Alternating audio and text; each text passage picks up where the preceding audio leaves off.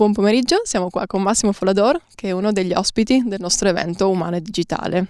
Prima di iniziare le chiederei di presentarsi brevemente di cosa si occupa e qual è l'oggetto anche del suo intervento all'evento di oggi.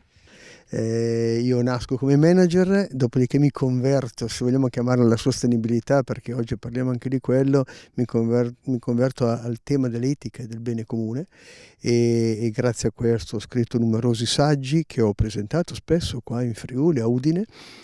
Sono il fondatore dell'amministrazione di consulenze di formazione Aschesis e insegno in università alla LUC. Il tema è sempre quello e sono quasi un paranoico del tema, tutto quello che faccio lo faccio intorno a questo tema. Tema che è appunto l'oggetto anche dell'incontro di oggi, su quale verte poi la prossima domanda, che abbiamo anticipato non essere molto semplice, ma le chiedo di essere sintetico e il più chiaro possibile. Qual è, secondo lei, la chiave per uno sviluppo digitale, tecnologico, che riesca comunque a mettere al centro l'uomo?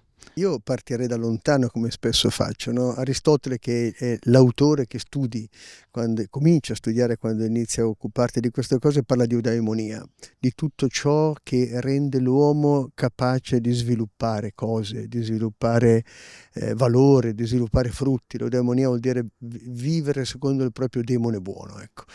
Tutto quello che noi in fondo facciamo come impresa può essere riconducibile lì. La tecnologia dovrebbe essere riconducibile a questo, e la sostenibilità è un'altra parola che dice eudaimonia. La sostenibilità dice la mia capacità di essere sostenibile io nelle mie relazioni personali, nelle mie relazioni di impresa, con i clienti, quindi sono cose che tante volte ci siamo detti attraverso gli strumenti che ho.